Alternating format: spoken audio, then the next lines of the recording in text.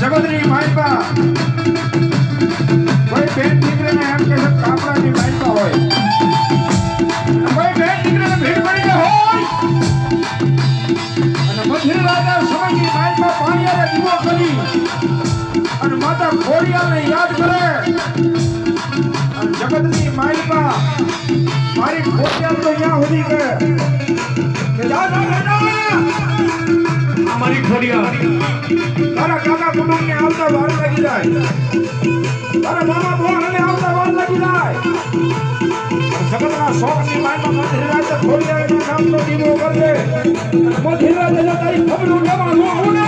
એ તો ખોડિયા દેવ નો હોય